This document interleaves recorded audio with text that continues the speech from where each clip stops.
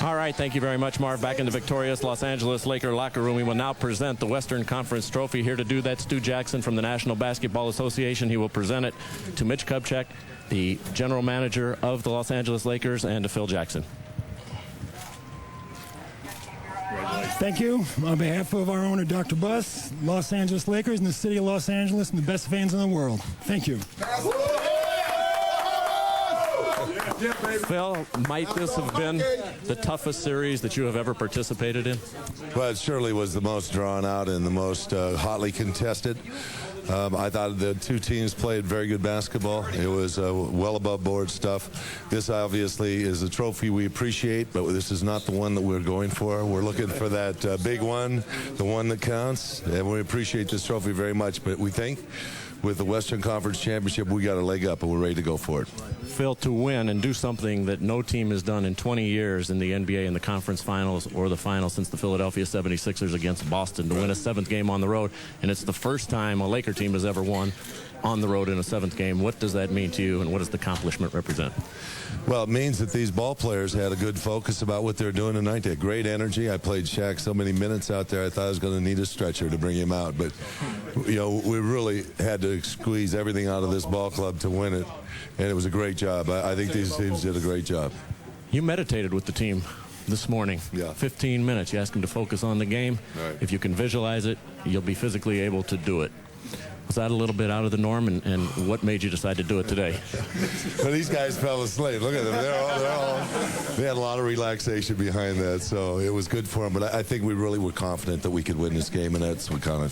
Phil, we look forward to the finals and the Nets. I know it may not be the right time, but can you think about the Nets and what you'll have to do to beat them? And we'll start thinking about them tomorrow and the next day. We're ready for them on Wednesday. Thanks. Phil, congratulations. Let's bring in Derek Fisher and Shaquille O'Neal, and Kobe will join us.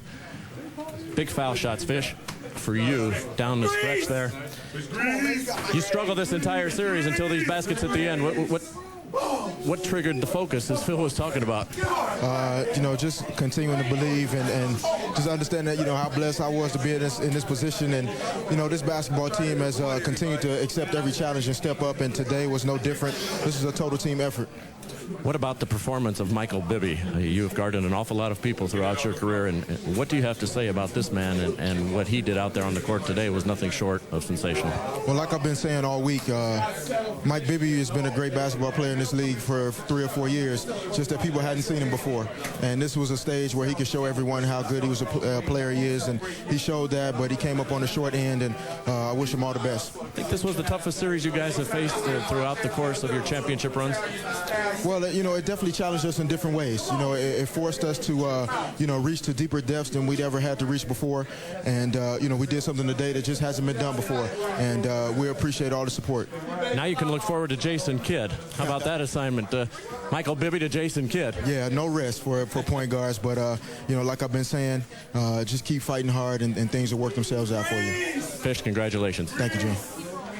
An awful critical guy, was on the bench for a lot of that run in the fourth quarter, but you were kind of the glue. You were talking to Phil every time out. What was it that you were saying as kind of a liaison between the coaching staff and the players, Brian Shaw? Well, one of the things when Blotty fouled out of the game, they didn't have anybody inside that can contend with Shaq. So just to keep our focus on getting the ball into him and making them pay, you know, because we were able to foul him out.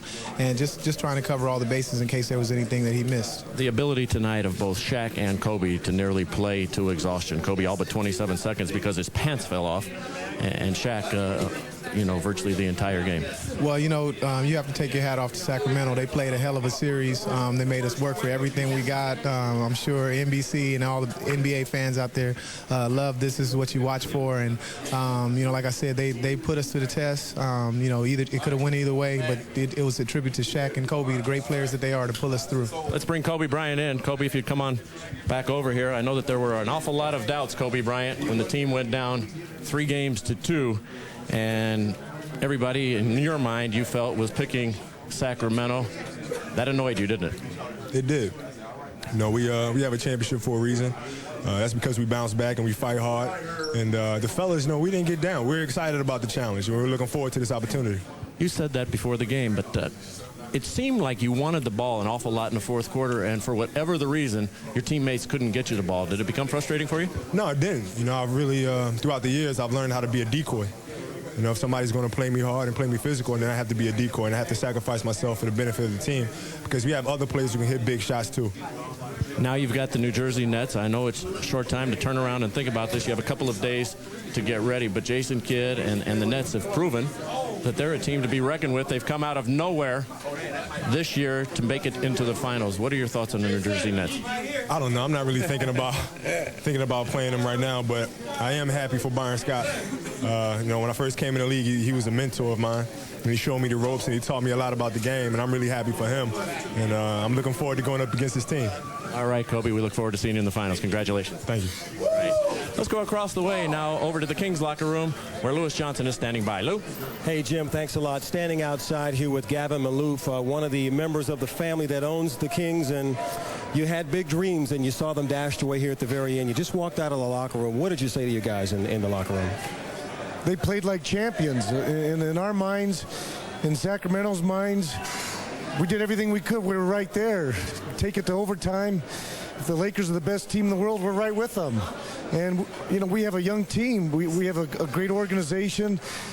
We've had the same people in our organization for a long time, so we're going to be back. We're not going away. We'll be back.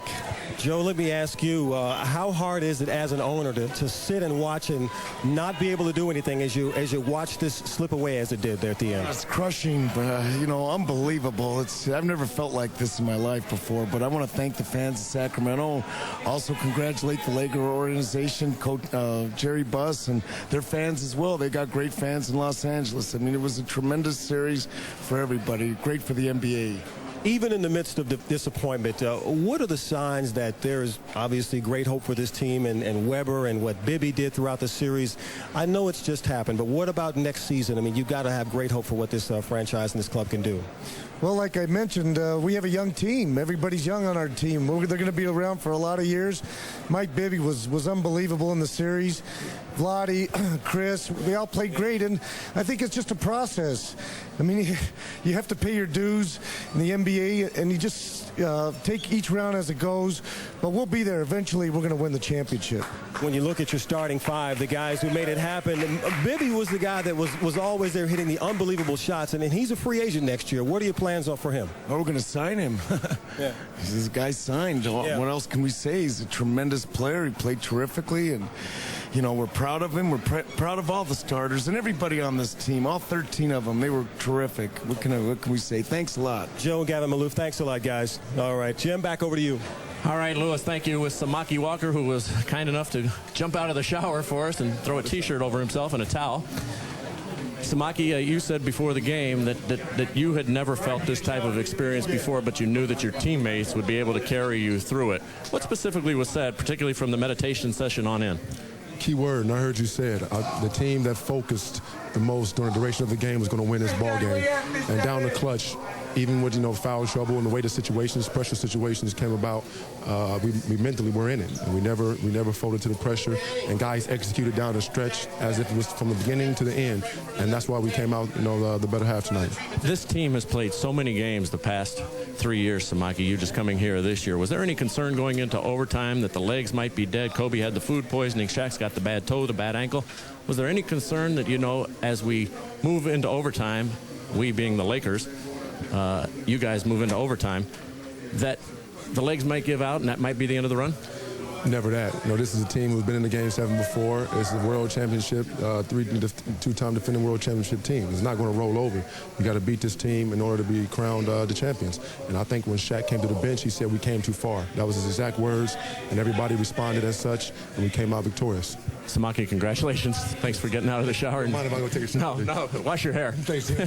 We have tried to get Shaquille O'Neal. He is right now back in the training room with Gary Vitti and Dr. Lombardo. He is just a little bit tired from all of the minutes that he has played. He says he will catch up with us on several occasions throughout the finals. Marv? All right, Jim. Shaq played 51 minutes in all, 35 points. Bryant with 52 minutes, and he scored 30.